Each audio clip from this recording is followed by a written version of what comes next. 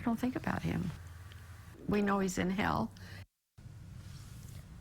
He was one of the most notorious serial killers in the nation. And did you know even Utah felt the effects of Ted Bundy? Yeah, Bundy was executed in Florida in 1989 for 3 murders that happened in that state.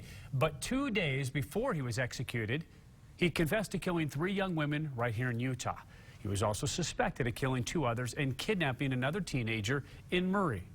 Tonight, Good for Utah's Marcos Ortiz begins a special assignment with the first of 3 parts on Bundy's legacy of pain in Utah. It was a good life, and then it totally destroyed. He ruined our lives, and he's still part of your life, unfortunately. The lives of Connie Wilcox and Belva Kent will be forever linked by the horrific memory of their daughter's brutal murders at the hands of Ted Bundy. Bundy was one of America's most notorious serial killers, a kidnapper, rapist, and necrophile. Before his 1989 execution, Bundy confessed to murdering 30 young women in 7 states during the 1970s. He was not mentally ill in the sense of somebody who was psychotic, didn't know what he was doing. He knew very much what he was doing. And it was that very normal but charismatic image of a preppy college student that allowed Bundy to get close to young women who would become his victims. He first arrived in Salt Lake City in August 1974 to study law at the University of Utah. But in the fall, young women started disappearing. Nancy Wilcox was the first, a 16-year-old who walked out of her home in Holiday, never to return. The minute she went out the door, I had the strangest feeling. 2 weeks later, Melissa Smith, the Midvale police chief's daughter, vanished. Her nude body was later found in the mountains. She had been strangled and raped. 3 weeks later, 17-year-old Laura Amy disappeared near Lehigh. Her body was also found in the mountains, beaten, raped, and strangled.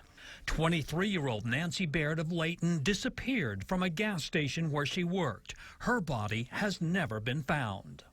On November 8th, 18-year-old Carol Durant was taken by a stranger at Fashion Place Mall in Murray. She managed to escape. Later that night, Debbie Kent disappeared after leaving a play at Viewmont High School. Called everybody we could call to see if they had seen her, or she just left with somebody else to go pick up our kids or whatever, and no one had seen her. At first, Bountiful police considered her a runaway. The Kents kept searching. They've kept the front porch light on for Debbie for 40 years now.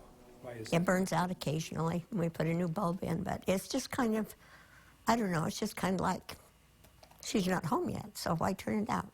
For Connie Wilcox, her daughter's disappearance consumed her day and night. I thought, you know, what's going on? I mean, I didn't know what to think. I was just sick. You know, I was just sick. I didn't know what to think. It was like we were just clinging on, just waiting to find out something. And then day after day after day after day, and nothing. At the time, Wilcox and Kent had no idea who they were dealing with. Bundy left a trail of victims behind in Washington state in 1974. Police across parts of the Northwest were investigating the disappearances of 9 women. The only clue was a young man named Ted who might be driving a Volkswagen. And when we come back, you'll learn of an empty gravesite and a small reminder of Debbie Kent. Good for Utah's Marcos Ortiz continues with Bundy's legacy of pain right after the break.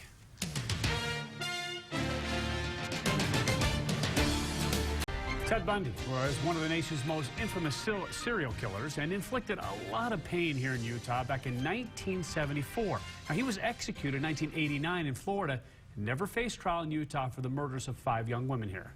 In the second part of tonight's special report, Bundy, Legacy of Pain, Good for Utah's Marcos Ortiz meets with 2 mothers whose daughters were killed by Bundy. In Utah, Carol Durant told police she was shoved into a Volkswagen and handcuffed by a stranger before escaping. Bundy had been jailed weeks earlier by a Utah Highway Patrol trooper for failing to stop.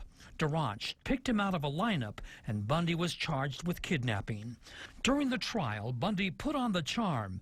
Both in and outside the courtroom, he professed his innocence. Yes, I intend to complete my legal education and become a lawyer and be a damn good lawyer.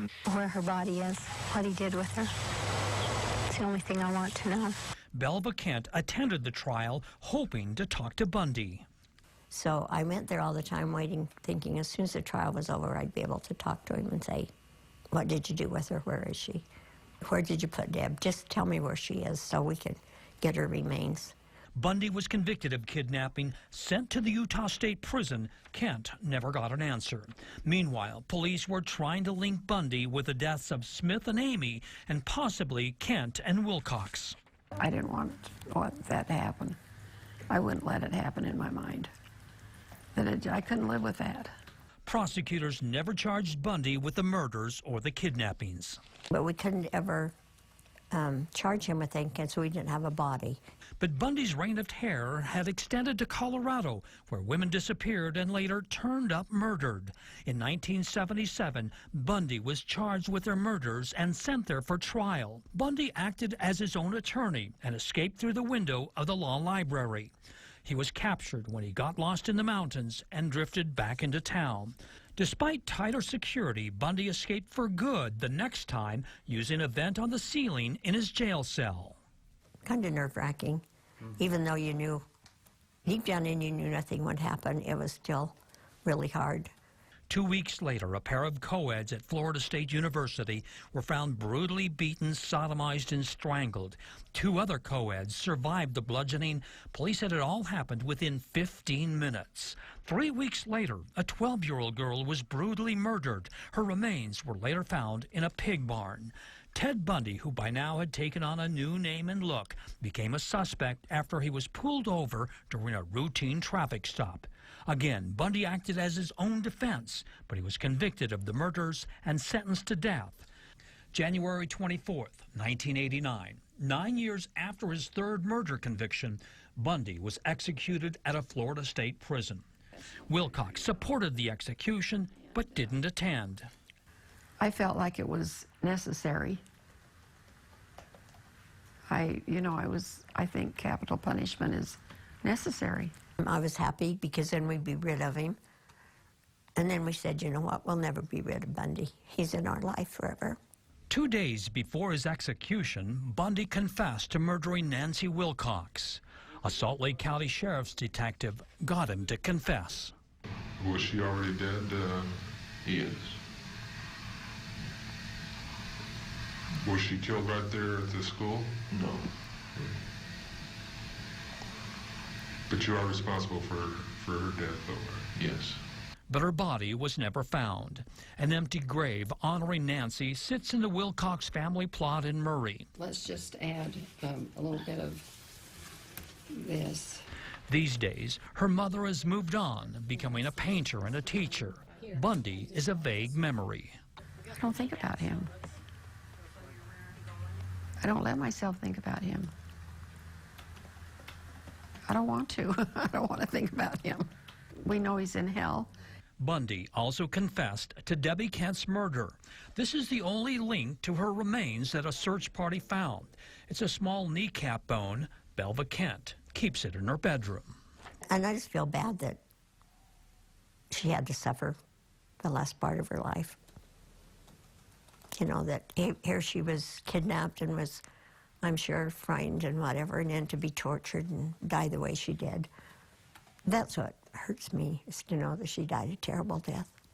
Utah detectives played a major role in bringing Bundy to justice. Tomorrow in part 2 of our series on Ted Bundy, the routine traffic stop in West Valley that unraveled Bundy's murderous life.